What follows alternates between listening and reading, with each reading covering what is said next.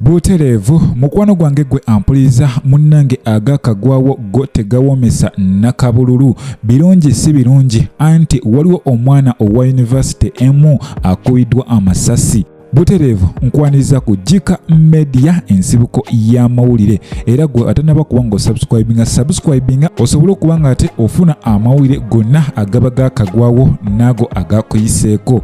Yo poliisi eyerira ekakasizza nti omusirikale eyasangibwa mwanattu nga mufu ono yettabwesse of course nago nga kuleetedde naye munnange ogenda kubeera weebuze omwana ono akubiddwa atya amasasi. Munnange tuula kalira bino byonna mukwano gwange bibadde wali Mukono Central Division era nga bibadde ku kyalo ekimanyiddwa nga Nabuti Village era okusinziira kunoonyereza poliisi kwekoze kigambibwa mbu omusirikale ono akubye mwana muwala ono amasasi abadde mu nju ye munnange nga wobeera mu nju yo wabula abadde ali awo kwe kulengera omuntu wabweru era bw'atyo omuntu ng'aliyingiriza mu ddinisa nga womanyi nga tosuubira mugenyi yenna wabula takomye kubanga ate amulaba nga alingiriza agenze maaso nakwata ebisumuluzo natandika okuba nga ate atetenkanya alabike nga aggulawo ennyumba. Kati nnono omusirikale ono kwe kulowoozaamu n'alowooza nti ono mutujju yennyini era azze kuba nga ate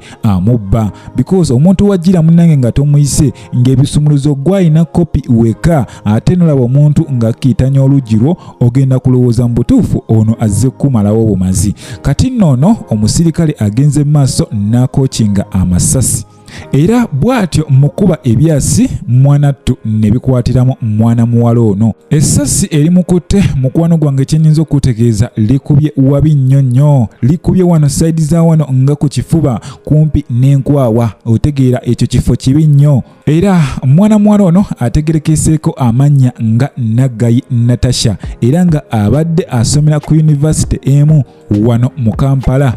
Mwana muwala ono aweza emyaka 21 egy'obukulu mirambirira so nga ate omusirikale ye amukubye ebyasi mwanattu ono akunukkiriza emyaka 57 mirambirira. Bino byonna mukwano gwange byabaddewo ssaawa 10 ez'ekiro awo nno obudde bwabadde busaasaana z'essaawa ez'okumakya. Kati nno ono oyakubidde ebyasi bino of course omuntu oba tomwetegereza bulungi mu face oba osuspectinga nti ono yandibanga azze kubba bw'atyo omusirikale ono yafulumizza ebyasi wabula oluvannyuma poliisi ekoze okunoonyereza kino kyabadde kitya era spokesperson wa poliisi omukulu Luke Wesigire ono avuddeyo n'ategeeza obuzibu bwe bwavudde. Ono atutegeezezza nti mwana muwala ono yabadde ne boyfriend we era ndowooza bano babadde bali mu kweriira bulamu wabula omwana ow'obulenzi ye yabadde akyaliyo era n'atasobola kudda na mwana muwala ono bw'atyo yamuwadde ebisumuluzo era namudirectinga ewaka w'alina okgenda aggulewo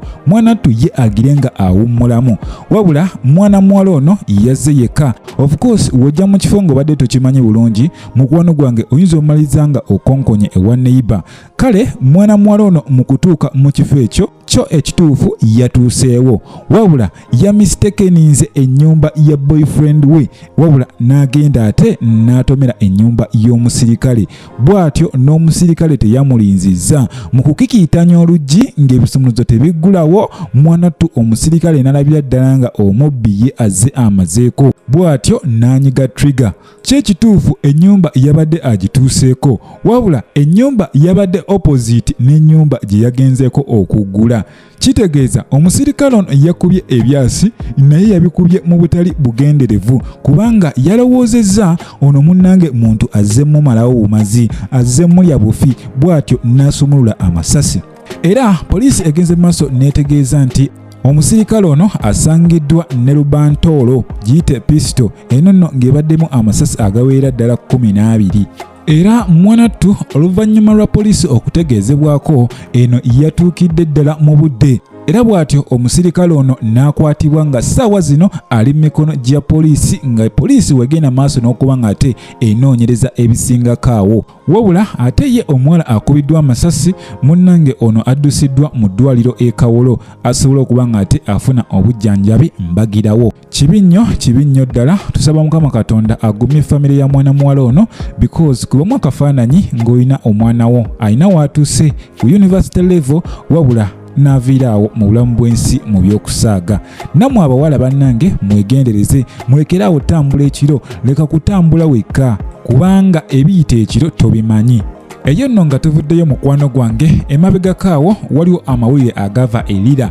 Gano galaga nga security guard mwanattu yakubibwa ebyasi ebyamujja mu budde.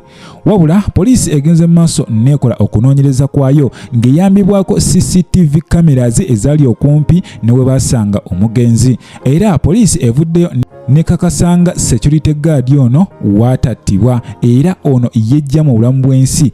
Kennyini ye yeekuba ebyasi ebyamujjawo.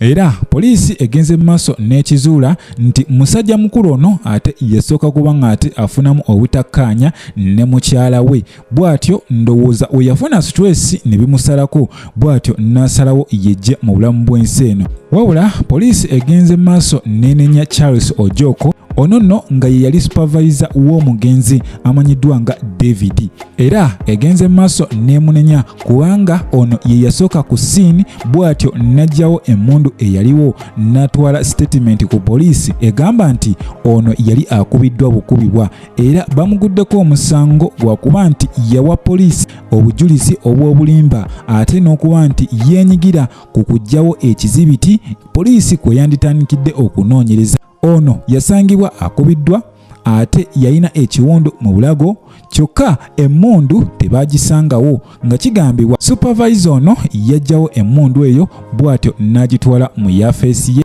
ate n'awa statement egamba nti ono yali attibwa buttibwa. Awo nno we mbagambira mikwano gyange, woba olinamu akasente munnange gulayo ka kamera, teeka mu dduuka lyo, teeka ku dduuka lyo, teeka ku kikomera kyo, teeka mu nnyumba yo, kubanga wonna obuzibu we bujjira ate poliisi ebaako neweetandikira okuyamba. Bino byonna mukwano gwange ASP Patrick Jimmy Okema, ono nno nga ye North Kyoga Regional Police Spokesperson yabitutegeezezza era ono akakasizza nti omugenzi ye yejjawo era ye yetta. Butereevu kino nkiddamu era nkibagamba. Bannange mwegendereze ebyokulwanisa ebyo. Buli wolaba omuntu akutte emmundu tomutambaala, mwesonyiwe kubanga tomanyi kyasobola kukola, tomanyi kyamunyiizizza kubanga kitegerekese nti ono munnange okwejjawo yamaze kubanga ate ayombamu ne mukyala we ne bafuna obutakkaanya n'asalawo okwejja mu bulamu bw'ensi eno.